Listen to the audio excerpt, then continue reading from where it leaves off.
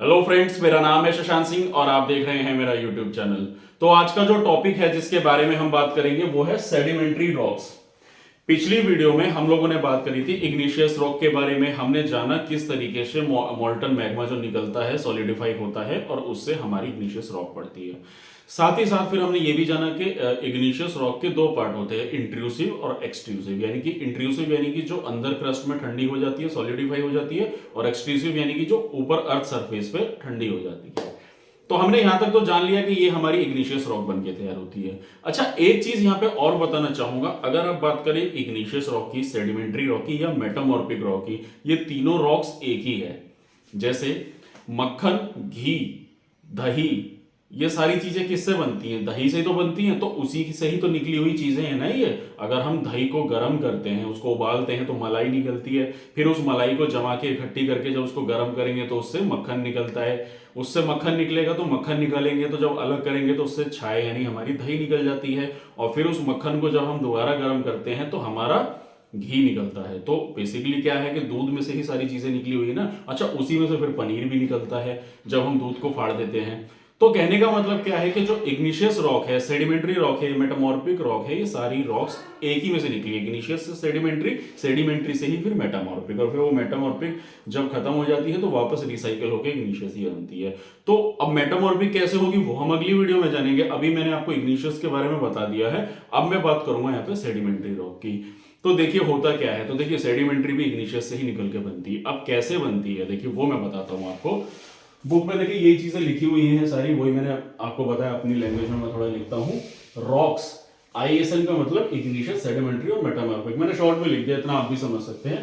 तो rocks, igneous, sedimentary, metamorphic of the earth surface are exposed due to denudational agents and are broken up to into various size of fragments. पहली चीज तो ये कि जो igneous rock होती है, यानी कि जब ये रॉक्स जब टूटती हैं, लेकिन बेसिकली तो क्या है ना, देखिए इग्निशियस ही टूटती है, टूटती तो सारी है धीरे धीरे करके। तो हम इग्निशियस से शुरू करते हैं। तो इग्निशियस रॉक्स हैं, जब वो टूटेंगी, ब्रेक होंगी और जाके सेडिमेंट्स छोटे छोटे इकट्ठे होंगे। और फिर वो सेडिमेंट्स, क्योंकि अगर मैं बात करूं सेडिमेंट्री रॉक की, तो ये क्या है? सेडिमेंट्री मतलब मैं बताना भूल गया था, सॉरी।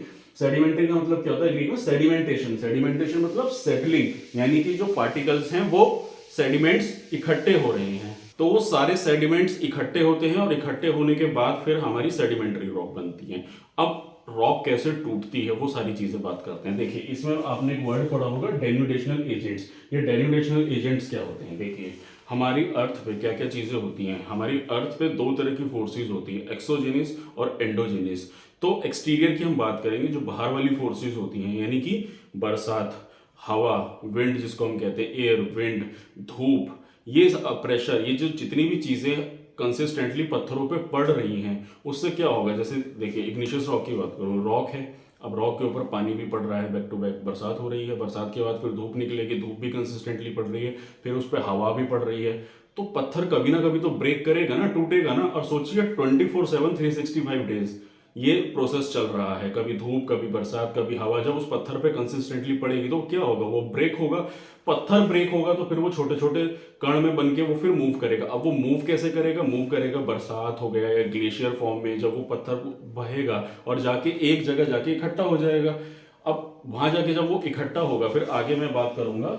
सो अब क्या होता है, तो sizes of fragment up to मतलब छोटे छोटे कणों में इकट्ठा हो गया। फिर ये fragments transported to different area by different exogenous agents and deposited. मतलब डिफरेंट एक्सोजेनिस एजेंट, डेन्यूटेशनल और एक्सोजेनिस एक ही चीज होगी। तो एक्सोजेनिस क्या है? जैसे मतलब बरसात, कहीं बरसात की वजह से बह गया, कहीं धूप की वजह से पड़ा रह गया, कहीं ग्लेशियर की वजह से बह गया, तो चीजें अलग अलग जाके मिल गई। और ये जो डिपॉजिट होते हैं फिर टर्न इनटू रॉक्स, और इसी से फिर वो सेडिमेंट्री रॉक्स बनती हैं। ठीक है ना भाई? ग्रेविटेशनल फोर्स है, काफी सारे प्रेशर लग रहा है, उस पर क्रिएट हो रहा है, ग्रेविटेशन उसे खींच रही है, तो एक जगह इकट्ठे हो रहे हैं। तो उसकी वजह से क्या है कि मतलब काफी सारे जो प्रोसेस हैं, कहने का मतलब ये है कि काफी सारे प्रोसेसेस हैं हमारी अर्थ के ऊपर, जैसे रेन, विंड, ये सारी चीजें जब इस पर पड़ रही हैं, इन पार्टिकल्स को इकट्ठा करती है और यहाँ से सेडिमेंट्स जुड़ के सेडिमेंट्री रॉक्स बनते हैं हमारे, जो मैंने आप लोगों को बताया। और इस पूरे प्रोसेस को हम लोग बोलते हैं लिथिफिकेशन। मतलब ये पूरा प्रोसेस जो सेडिमेंट्री रॉक्स बनने का होता है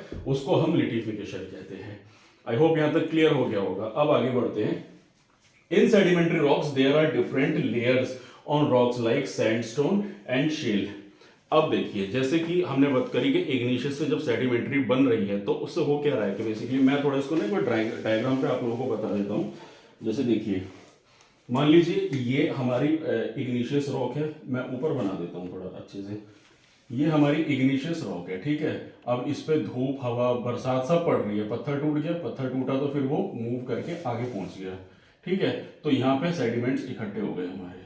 अब फिर से और सेडिमेंट्स आके लेयर्स बन रही हैं, फिर और लेयर्स बन रही हैं इसके ऊपर। तो ये बेसिकली क्या होगा, ये कैसी सेडिमेंट्री रॉक बनेगी, इसके ऊपर लेयर्स पे लेयर्स चढ़ी जा रही है ना।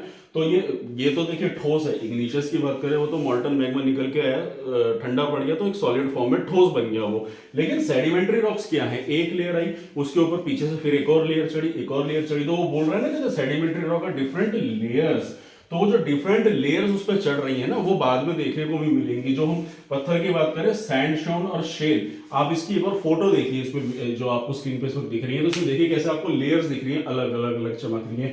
इवन अगर आप मार्बल का पत्थर मार्केट में जाके देखेंगे तो उस पर भी आपको काफी सारी लेयर्स देखने को मिलती हैं। वो लेयर्स क्यों होती है, वो इसी वजह से होती है कि इस तरीके के पत्थर होते हैं, एक लेयर के ऊपर एक लेयर चढ़ती चली जाती है और इस तरीके की सेडिमेंट्री रॉक्स बनती है। तो सेडिमेंट्री रॉक्स क्या है, अलग से उसकी लेयर्स भी उस पर दिखेंगी कि हाँ वो अलग अलग टुकड़ों में बन के तैयार हुआ है।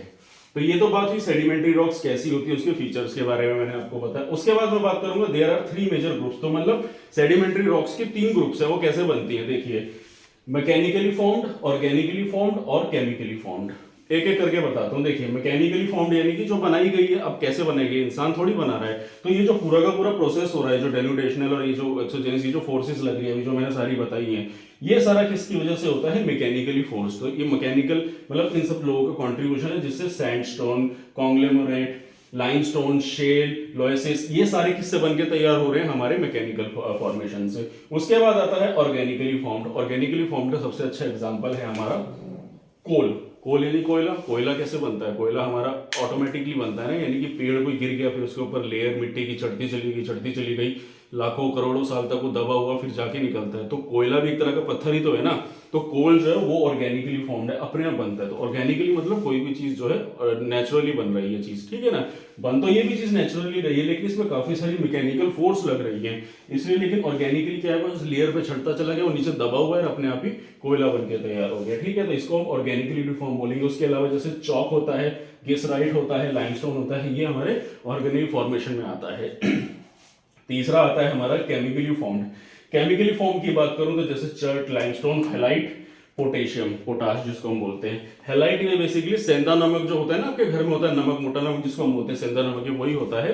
तो ये वाला कैसा होता है केमिकली फॉर्म, मतलब जैसे कभी पानी पड़ गया उस पर, कभी हवा पड़ी फिर पानी वापस खींच गया, तो केमिकल रिएक्शन होगा ना, किसी चीज में आपने पानी डाला फिर वो पानी सूख गया तो पानी आया गया, इस तरीके से केमिकल रिएक्शंस की वजह से ये वाली स्टोन्स बन के तैयार होती है।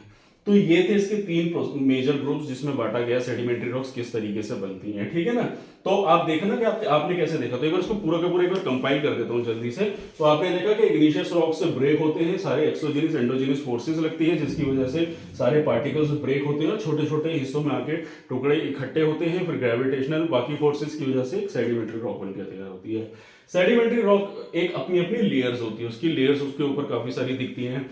उसके अलावा हमने बात करी थी 3 मेजर ग्रुप्स की, जो वो मैकेनिकली, ऑर्गेनिकली और केमिकली फॉर्म्ड होती है, मतलब अलग अलग तरीके से वो फॉर्म्ड होती है। जैसे केमिकली में जो मैंने बताया केमिकल रिएक्शन हो गया, किसी तरीके का पानी आया गया, या फिर ऑर्गेनिकली फॉर्म कोयले की बात करी, और मैकेनिकली फॉर्म ये जो पूरा हमारा डेरिवेशनल प्रोसेस है।